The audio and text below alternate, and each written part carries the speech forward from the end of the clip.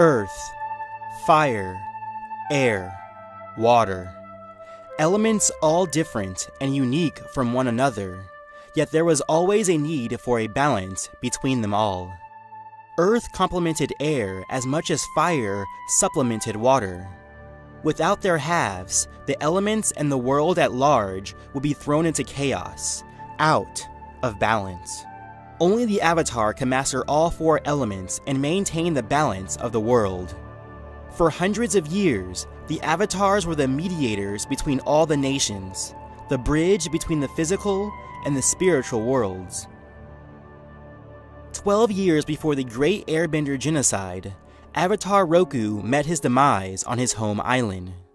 Moments later, he was reincarnated into Avatar Aang of the Air Nomads. Aang became a powerful airbender, mastering the element at the age of 12.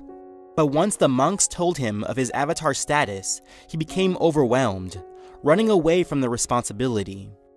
The young avatar was caught in a storm, encased in ice. After a century, he was discovered by Katara and Sokka of the Southern Water Tribe. They helped reassimilate Aang into the new, war-torn world. The Fire Nation was achieving world dominance. With the help of his friends, Aang defeated the Fire Nation and the Phoenix King, restoring balance to the world. After Aang's untimely death, he was reincarnated into Korra, the next Avatar. Born to the Southern Water Tribe, Korra was a natural in the physical aspects of the elements, bending water, fire, and earth at the age of 4. She became a great avatar, though she was a bit hot-headed, taking on Amon, the Equalist, Unalaq, the Dark Avatar, Zahir, the Anarchist, and Kuvira, the Conqueror. Though she was met with much strife with each of her adversaries, her will, determination, and resiliency were unmatched. The question still stands: who was the better avatar? Avatar Aang, the last airbender, or Avatar Korra, the legend?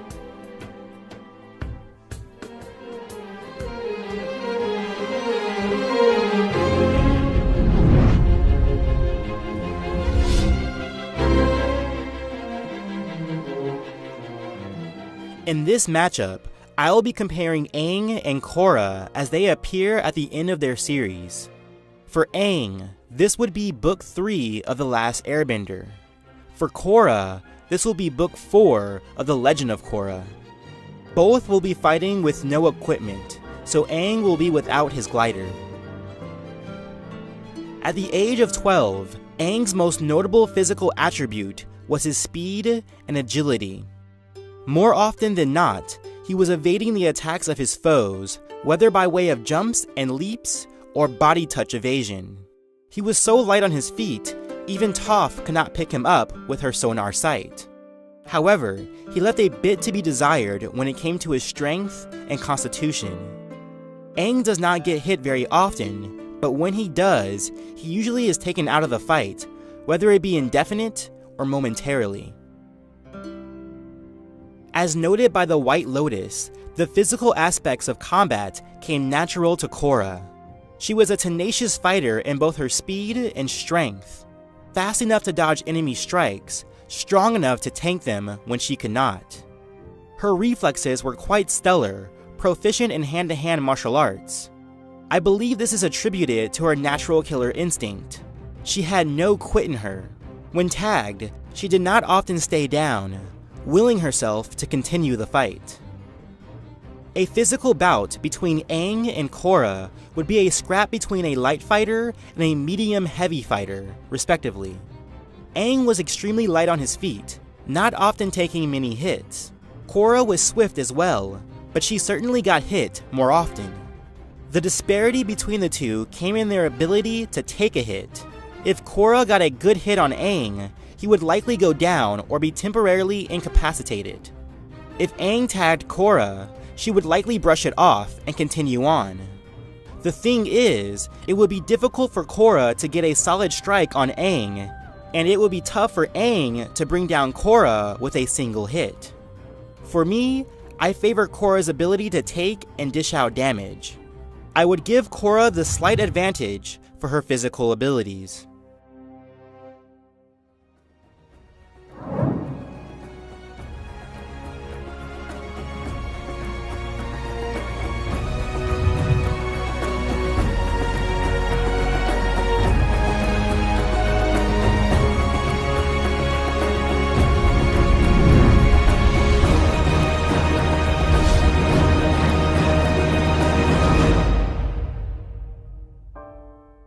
As avatars, Aang and Korra could bend every element known to man. Because of this, I will break down each element in sections with separate verdicts.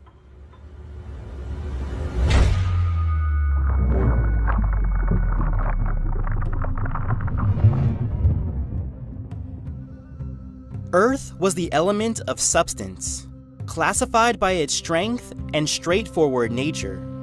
The bedrock of earthbending was rooted around negative and positive Jing, the wisdom of knowing when to strike and when to evade. For Aang, Earth was the most difficult element to learn, as it was directly opposed to his style and personality. He was taught by the young prodigy Toph Beifong.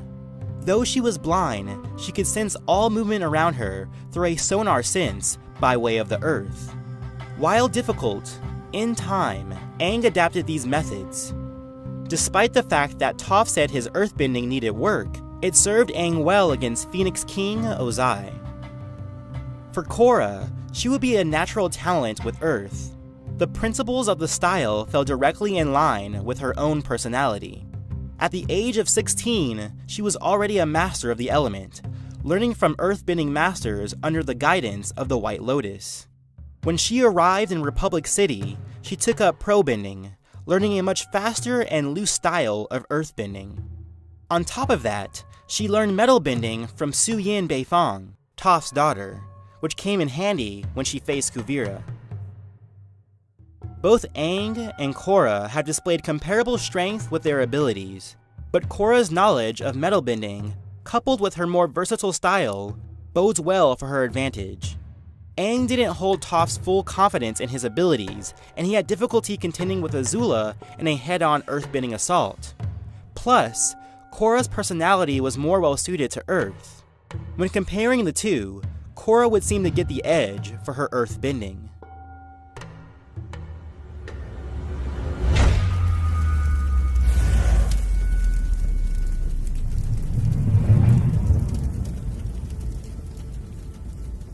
Fire is the element of power, marked by its fierce energy and tenacious passion. The foundations of firebending were based around attack, drawing power from the sun and an individual's inner chi. Unlike Aang's initial discomfort with Earth, he was a natural talent with fire. However, his first use of firebending was overzealous, and he burned his best friend Katara. For a year, he swore never to use the element again, unable to contain its innate power. But when he met the last dragons with Zuko, he discovered that fire was not solely power, but life. While he was no firebending master by the end of his series, he finally had a grasp on the concepts of fire. Again, Korra was naturally gifted with fire. Like Earth, she mastered the element at the age of 16. The tenacity of the element came to her as easy as breathing.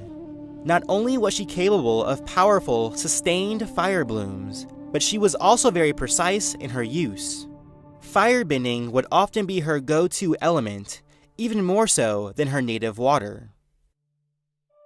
It should be noted that firebenders were capable of producing lightning from their inner chi, but neither Aang nor Korra seem to have acquired the ability. However, we do know that Aang was able to redirect lightning, a useful tool, but irrelevant to this matchup. With all that said, it would seem that Korra gets the advantage with fire. Although Aang learned from the last dragons and Zuko, he only showcased moderate use of the element. Korra has far more experience and willingness to integrate firebending into her style, highlighting an earth stomp or water spout with a fire punch. For me, Korra gets the advantage as a firebender.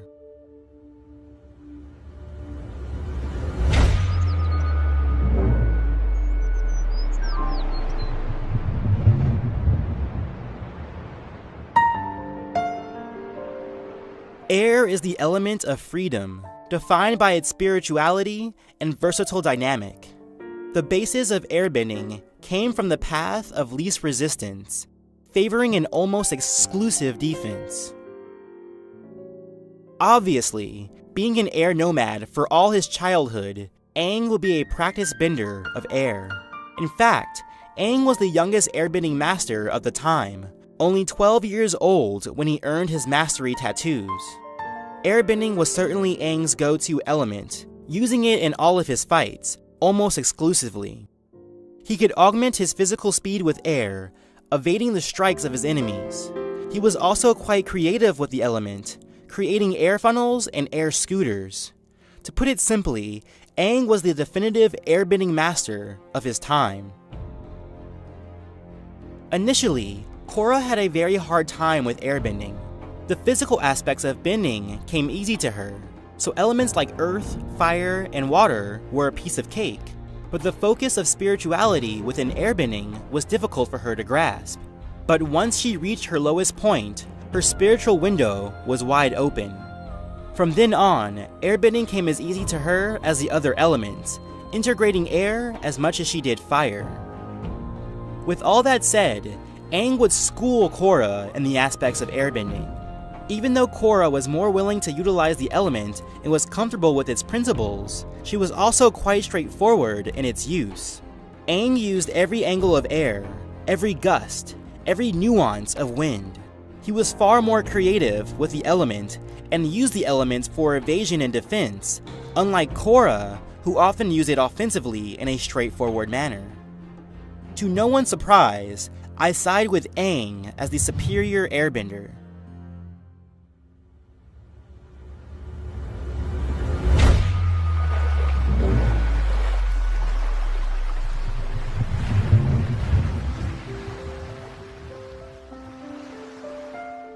Water is the element of change, designated by its movement and adaptability. The premise of waterbending stood on the flow of energy, turning defense into attack in one fluid motion. Aang fell right in line with the teachings of waterbending. The aspects of airbending melded well with those of waterbending. It was easy for Aang to find the natural peace of water, feeling its ebb and flow. But he was not only malleable, he was also very powerful with his bending, creating water spouts and waves. Besides air, Aang was very comfortable with the use of water, integrating the element into his style as frequently as his primary element. As a citizen of the Southern Water Tribe, Korra was at home with water. Unlike Aang, she also held a skill with the healing properties of water. What is interesting about Korra is that we do not see her using water as much as one would expect. It is true that she used it exclusively during her short pro-bending career, but more often than not, she was without water, and in contrast to Katara or Unalaq, she did not carry water on her person. Believe it or not, I find this pair to be rather close with regards to their abilities with water. While Korra was born of water and a natural talent, Aang shared some of that natural ability. Aang also seemed to integrate waterbending into his style more so than Korra. However, when Korra did use her water, it was often to devastating effect. She could create massive water spouts from the depths of the ocean, and she could create multi-story tidal waves from the sewers of Republic City, repelling Kuvira's giant mech. While Aang was competent, even masterful with water, Korra simply had him beat. Korra gets the edge for her waterbending abilities.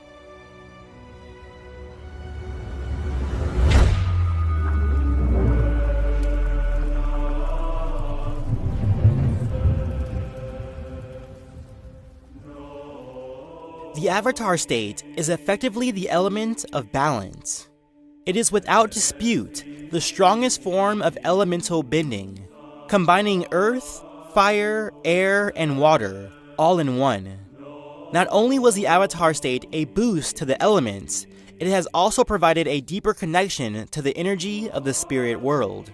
Roughly 10,000 years before the Airbender genocide, the Great Spirit of Light, Rava, fused with the first avatar, Wan, allowing him to live on in subsequent lifetimes.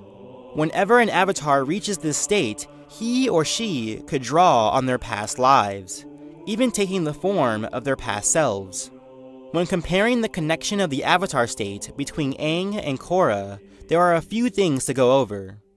First, Aang is already at an advantage, as he has a connection to all his previous lives, while Korra was severed from hers during harmonic convergence. Even without Korra being severed, she never really had a deep connection with her avatar state. While she could enter the avatar state very easily, it was always superficial and never really potent. By comparison, Aang had difficulty submitting into the avatar state, but when he did, he was something to behold, mounting extraordinary strength and skill. It is worth noting that Korra does have more significant feats with energy bending, a specific aspect of the avatar state. She was able to repel the pure energy of Kuvira's mech, which held the power of something akin to an atomic bomb. But I am not sure that ability would be much use against Aang. Although Vatu, the ancient spirit of dark, might hit her with a pure energy beam, Aang has never displayed such an ability. With all that said, I believe Aang would have the ultimate advantage with the avatar state. Yes, he had an issue with entering the state, but when he did, his power was more impressive than Korra's own feats with the avatar state. Yes, Korra could go into the state much more quickly, but her connection to her past lives were severed, and her power was more primal than experienced. Raw, strong, and tenacious, but no match for the profound connection Aang had. Aang gets the edge for his avatar state. When assessing the overall bending abilities of these two characters, it really comes down to two categories: the physical elements and the avatar state. As noted, Korra was a natural prodigy of the physical aspects of being an avatar. Aside from the element of air, she had an inherent skill for bending, but she had very little touch with her spiritual side.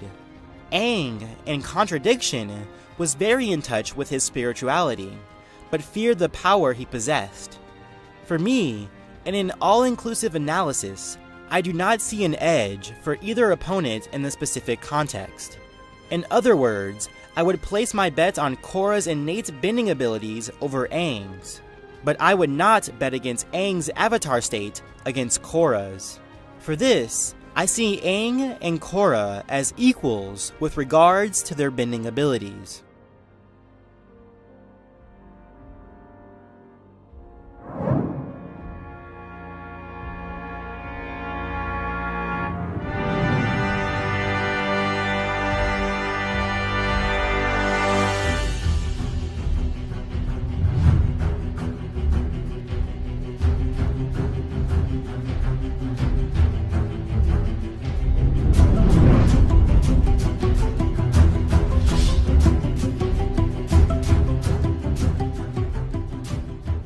As a strategist, Aang was quick and clever, only using violence as a necessary defense. At his core, he was a pacifist. Like a typical airbender, especially one so dedicated to traditional teachings, Aang was a dedicated defensive fighter. Aang's mode of operation was to outlast his foes rather than overwhelm them, biding his time until they slipped up or when he found an opening. Much like a waterbender, Aang's strength came from his counters and parries. He fought more with his wits and precision than he did with his brawn and power, looking for angles, looking for that path of least resistance. As a tactician, Korra was more intuitive than anything else. She did not necessarily go into a fight with a plan, falling back on her inherent skill, riding the coattails of her talent. Depending on her opponent, this could play to her benefit or detriment. For instance, this style was beneficial when taking an aggressive approach. This does not mean that she was single-minded in her offensive attack. As a native waterbender, she was quite capable of redirection. However, the worst example of this strategy lies in her first bout with Kuvira. Yes, Korra was hindered by poisonous metals laced in her body, but the fight highlighted the worst of her strategies. Though confident, she simply could not keep up with Kuvira's speed and counters. What's worse, she never altered her tactics, never thinking outside of the box to work within her limitations. Korra has more constitution than Aang, but that attribute would not come into play between the two of them. Aang outlasted his opponent when he could. His typical MO was designed specifically for someone like Korra. He would let her press an aggressive assault until he could pin her down. Korra simply reacted instead of controlling a fight, which does not foretell a fight against Aang playing to her favor. The issue lies in Aang's ability to tag Korra before she tags him. But with all things considered, I favor Aang. Avatar Aang gets the edge for his tactical abilities.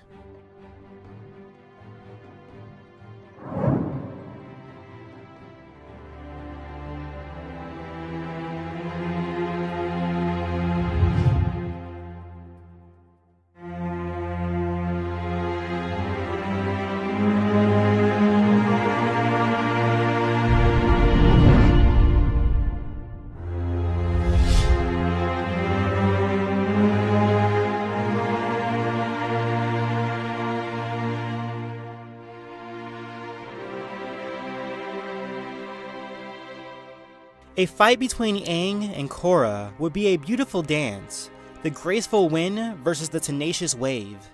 While Korra is a more dominating physical presence, Aang was more tactically sound, and when it came to their dedicated bending, they shared as many advantages as they did disadvantages. Let's set up this fight. Let's say it takes place on Air Temple Island, a lot of space, enough Earth, with lakes, and an ocean. As a final tally, I would say the advantage to the victor goes 6-10. The following is a hypothetical battle of one majority victory. Obviously, Korra would be the aggressor in the fight, throwing out a rapid succession of fire jabs and kicks. Aang would easily evade, augmenting his twists and turns with his use of airbending. Korra does not alter her tactics, throwing out water whips, rubble, and fire at Aang. Her strikes are fast and accurate, but her attacks would be somewhat straightforward. Aang would narrowly dodge her attacks, leaping overhead or scooting away. Eventually, he would turn on Korra, looking for a unique angle to attack her from. With pinpoint precision, he would trip her up by the ankle or tag her with a gust of wind. Korra would fall back, flustered but unfazed. With a quick kip up, she would continue her attack. Though her tactics do not alter, she revs up her power, augmenting herself with the Avatar state. Her fire blooms would burn hotter. The boulder she levitated would hold more weight. Her gales would be powerful, and the water she called on would be massive. Aang would do all he could to keep up his perfect defensive posture, slicing through Korra's air currents, stonewalling her boulders, and extinguishing her fire, but it would be too much to handle.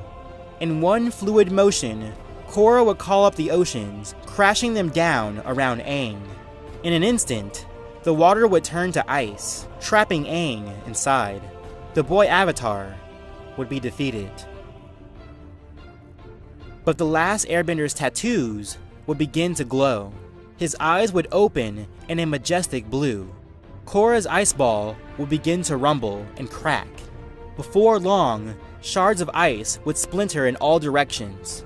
Korra would be thrown back, and Aang would emerge in a fully realized Avatar state, encased in an elemental ball.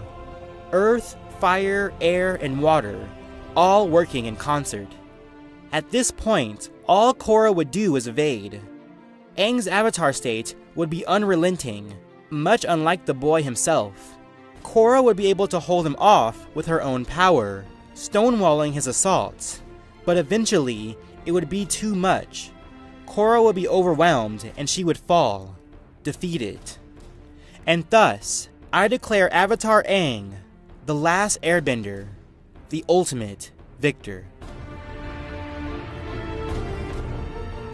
Of course, this is all just my opinion. Please leave your thoughts and comments below. Do you think that Korra could have won the majority? Or do you agree that Aang was the stronger avatar? Peace, love, and remember, be water, my friend.